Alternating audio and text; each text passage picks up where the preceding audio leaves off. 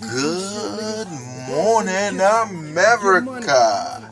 Here's Saul, Spanish Man TV. Make a little small video for today's Monday, and I hope everybody has a blessed day. Let's see, we sold one book today. We selling books now. We was on a dry spell, but it's okay, you know. When I don't sell books, I just can't buy books. That's just the thing. That's the number one rule that I have about my comic book collection. From the time I purchased my first big collections and I had it, I told myself that I will only buy books from sold books. No other way. God bless you, and let's see. Spanish Man TV here, so to show you some of my labia. You know, I be having some labia, you know what I mean? I be ahead of the curve, so far ahead that sometimes I sell too early and I get body, but I still make a little profit. But I need to talk to myself like, man, dude, you are so far ahead that you panic sometimes. I shouldn't panic. Alright, God bless you, and let's begin. We sold one book to our lucky purchaser. He got a deal. Because I was selling this book, I think I was selling it for like $175. Like $175. I be throwing numbers out there because I know how much the book is worth. Like, I'm liable to list a book for $300, and then if I see a collector that's interested, I might give it to you for like $100 because I know it's going to your house. Because to me, I caught it so early that I'm still making a profit. I like giving deals to collectors, not dealers. Like if a collector comes to me and he show interest on a book because now he's a fan, I will give him a deal. Because after all, that's part of my joy. I like finding these books home. That's why I buy multiple copies. On my last video, you saw a video that I was talking about my purchases from November to November 2019 to November 2020. You know, and as you see it, if you look at that video, you see I'll be buying 5, 10, 20, you know. And when I begin to sell those books, yeah, I could maximize the prices to the top. But if I find somebody that is interested, that is truly a collector of that character or one that runs, want to complete, and as long as he gives me a fair market value, like what I deem fair market, because fair market to another person will be something else. Like, for example, this book, fair market value for me is $85. Like, that's the lowest I take. But I will list it for like $200. Sometimes $300. Because this book is not easy to get. At the grade that you got, you could spend a lifetime searching for certain Spanglish again. Certain books in my collection, and you will never find a 9.5. And just because it's not on sale, or just because it didn't have a sale, it doesn't mean that the book doesn't have the value for the person that really wants that book, because he knows it's hard to get. So congratulations to whoever purchased this book. $85. You got a great deal. 1980. Giant size. And it's a 9.8. Those books are hard. It's hard for you to get a 9.8 off a giant size. Alright, let's continue. Today I have books, my last purchase. I have no more books out there. This is my last purchase. I've been slowing down on buying. And plus, I wanted to receive the books from this dealer. This dealer has a lot of books that I want. But one thing I noticed, that he waited. Like some of these books I ordered 3 months ago. He waited because he know I buy so much. He waited to send them all at once, because certain ones I bought so far ahead that I had to wait until the publishing day. And then like 3 days before the publishing of that book, I bought another book that was set to be published, 3 weeks later. So he's like, I'm gonna hold it. So he did that 3 times. So that's why it took me forever to get my books. But he's a great dealer. And let's see on my last purchase, what did I purchase? And let's talk about it. See what I got. you know. These books are in that video that I posted about my purchases of the year. These are the very first slides that I'm introducing. Alright, let's begin. Okay, these are the newest news. This is literally my last purchase. Okay, this one has firepower. Alright, let's talk about these books. Oh, he's one of those people that does this right here. Like, tape them on top and put them all together. Alright, I'm not gonna complain. I'm not gonna complain. I just gonna, okay. Interesting the way he had it done. Okay. Alright, I just have to get familiar with that. I don't want all this tape on my books. I don't want all this tape on my books. Oh, this ridiculous tapage. Okay, I keep that one. Alright. Amazing Spider-Man. This is the last issue that just came out. Something is telling me about this book that has a pivot point on this book. So I decided to purchase. I haven't purchased a brand new Spider-Man in a while. I got a gazillion Spider-Man 9.8s. Probably got if I put them all together, probably got 6 boxes of Amazing Spider-Man 9.8s. And got tons of boxes. That's my favorite character. Of all the characters in any universe, I will pick reading Spider-Man over anything else. There's no other book that has brought me more joy than the Spider-Man book. And since I've realized this was a pivot point, I decided to pick up 4 copies. That's me personal. Books like this won't pan out until 15 years from now.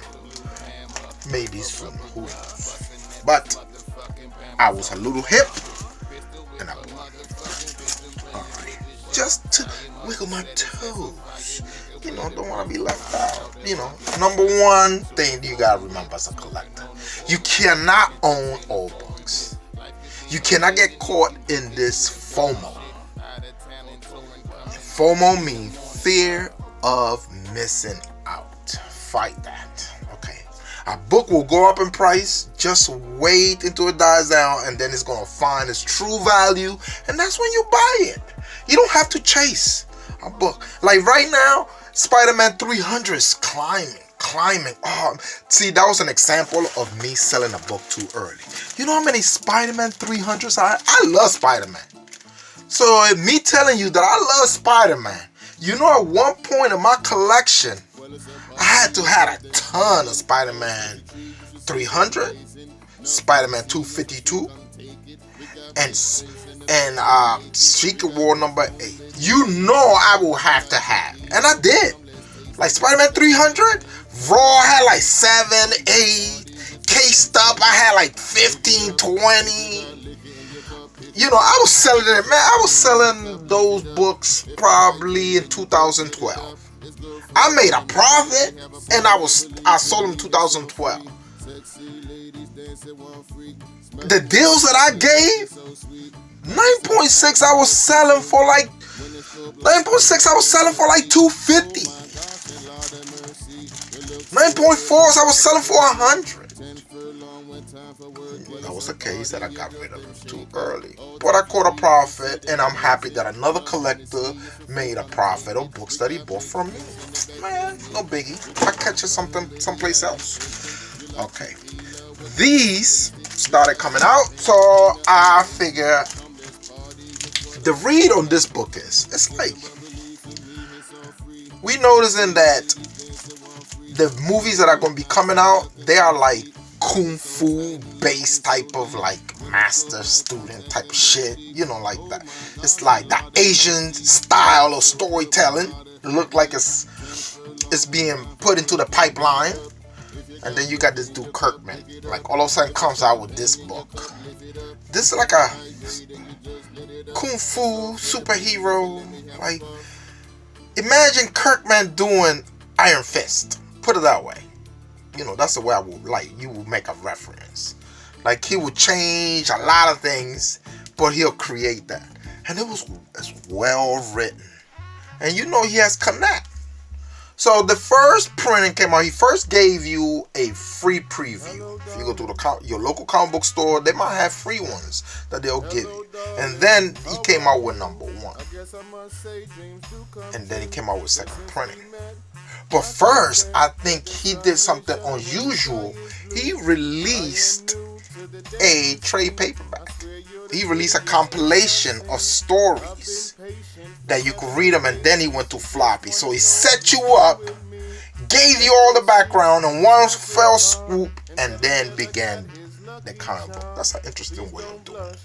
Letting the readers get familiar quick, immerse, and now I'm about to hook you in and tell you the story.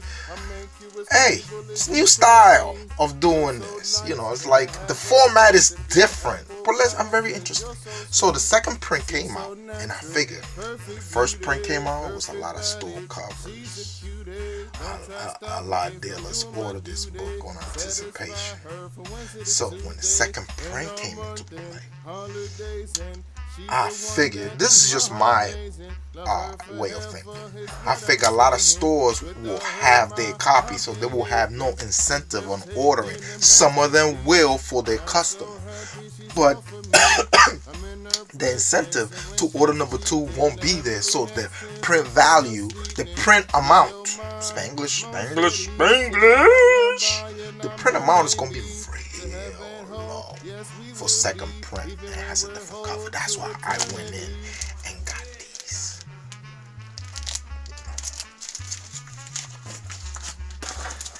I already own this book, but I am deciding you could come on this hunt for me.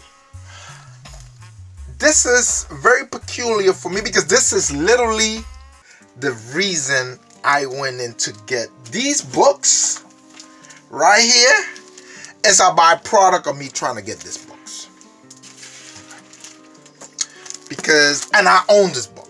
And then because I was one of these 2 books, I saw other books that I didn't have, and I'd be like, I should get those. So I crapped them. But the initial navigation, the initial set destination was this book. And you wonder why. I'm about to tell you why. This book has an introduction of a brand new villain. Corporation. And the dude running that. It's a well-developed super villain. It has potential that this villain may be around for a long time. Another villain that is going to be around for a long time, Mr. Negative. You got these 2, this one and then Mr. Negative. I already stocked up on Mr. Negative. I got him. But this one, I got him too. But I was like, you know what? People sleeping on this book. Let's stop buying the first appearance of this villain. And the first appearance of this villain is on this one. This one was 2019. Number 1 came out in August, and print run was 37 to 38,000 copies of this book.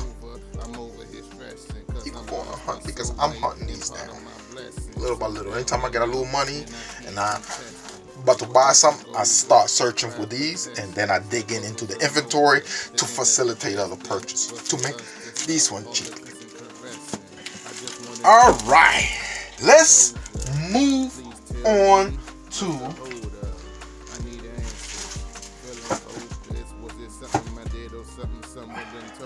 man. I got so many books, it's ridiculous, man. I need to slow down. I really, truly need to stop it. But, hey, what happened with my opener? Oh, there it is. Spanish one. All right. Another one. Let's see. You know, sometimes I get duds. But duds, to me, my duds are like books that I eventually will sell for cover price. Or I'll make $1 or $2 over. So my inventory is not bad inventory. Even my Fluke comics that never materialize have some type of value. You know, I collect in mind of selling something for a profit. You know, the profit don't have to be big for me. As long as I keep my overhead low and the managing of my collection low, it's always a profit. And I don't mind making a little tiny bit of a profit. Okay, again, this guy got his things. Boy, this guy, you love tape, dude. I can't hate on your tapage. I can't hate on your tapage. But dude, you love tape. Like, damn, guy, your tape game is off this world, yeah. Your tapage is ridiculous, yeah. Like Russet, tape man. What's my power? I have the power of tape. Scotchman. Alright. I decided, man, this guy, I want to tell you. God bless that dealer. Even though it took a long time to give me my shit, this dude be giving me some vicious, fresh gems. They got like gems. Like 9.8. When I'm ready to like process these gems are perfect though. Alright. You know, I picked these up for a little bit less than cover from him before they got hot. You know, it was the first appearance on number 6. But I figured number 6 was a cameo. This was, and then this cover. They have a second print that got the dude on the cover, but I think that second print, the order probably was extremely high. So I think I might snipe it on my third print. I'm gonna ignore the second print. I got it on my cart. I'm looking at it. I'm processing to see, but I'm gonna wait for print 1, like this one, and third print, because I think people gonna get stuck with that second print, and then when the third print comes out, Bama's gonna be like, I don't want no more, because the second print got to do it on the cover, and then the third print is gonna be slightly different, and there it is. This is, I'll order that. Got my good price. They already evaluated. This, remember when I tell you that I don't like buying shit that is brand new, like you forcing me? Chain-Chi was one of them. But then I was surprised. It was a particular cover that had Sister Hammer on it that I was looking at. I ain't pulled the trigger fast enough. And it's sold out, because Chain-Chi is not a seller to me. Chain-Chi was a important character, yes, but so this one, well, I waited too long. So I went for the second print, which has Sister Hammer on it. These are like duddish right now, but because of what's inside, it has a lot of potential, and the cover.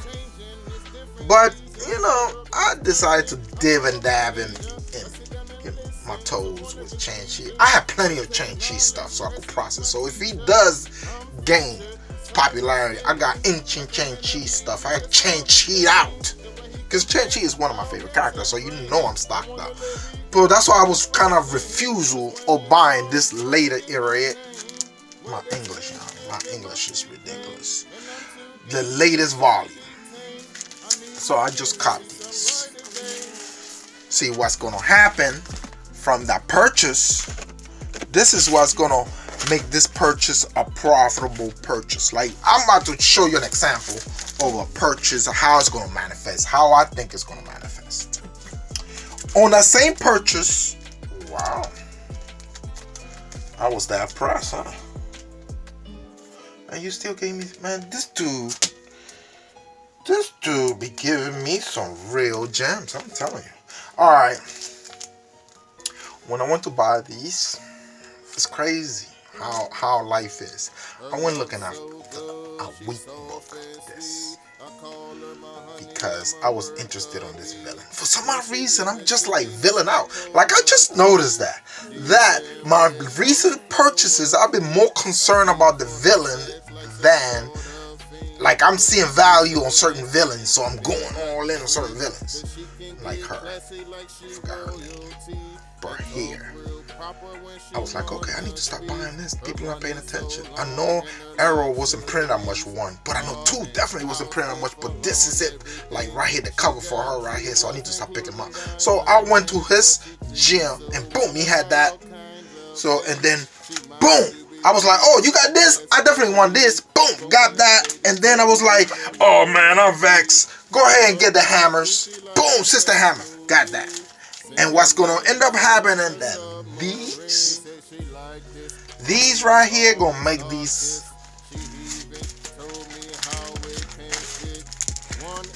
right here gonna make everything, like 2 of these gonna pay for everything. Isn't that vicious? When I decide to process these,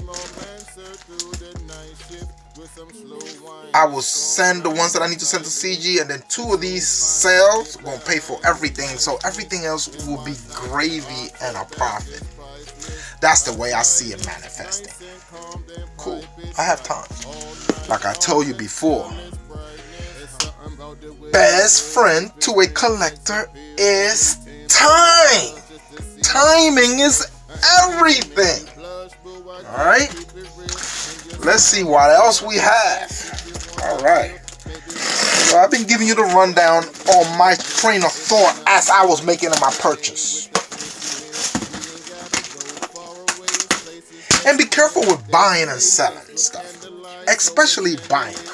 Buying, you have to acknowledge that buying anything is like a high, so it could be considered a type of disease. So you have to be careful. Because if you have, like, you want to buy shit, comic books, that shit could hurt you. You know, you buy buds, that shit turns, you pay $3, and next thing you know, that shit turns to 50 cents. In the club, baby, that shit will turn to 50 cents. You don't want your shit to turn to 50 cents. So fight that buying shit, because I had to go through that stage in my evolution as a buyer and a purchaser. I realized that the mechanism of buying is such bad, man. For, like, if you have an addicted personality, it could hurt you. So be conscious of that. All right, let's see. You know, this dude and this tape, man. Mr. Scotch. Oh, alright, I was after mine. You know, I'm like, funny thing, this book came out in November 2019. I knew it had all the fanfare, but I was like, no, I'm not buying you. I don't care for you. You're not a big boy. You like the 3rd division, like your shit. You're not Marvel or DC. I don't care what you say. So I didn't buy it. But I know who was writing it, so I kept an eye. And then this is the same guy that's writing Dark Knight Metal. So he released this in a fanfare. So now all the dealers are stuck with these. I believe that this has potential, like huge potential. So I decided to start picking them up now. You know, because not now, like 2 months ago, I decided to put it into my purchasing order, 1, 2, and 3. So this was one. This guy gives. I'm telling you, this guy is some good. Give me some good stuff. But like I said, the dude, he has some issue with his taping. All right, so we got those. Then we cop. The movie hasn't come out, so, you know, I like her. Her TV photos always sell. It's a market for that. And then a different type of number 2. A and B cover. A and B cover. And then You know my Philadelphia. If I could see him, if I could sneak him into our order and somebody got him, I grab him. As long as I'm paying cover price or less, Philadelphia, I'm grabbing it.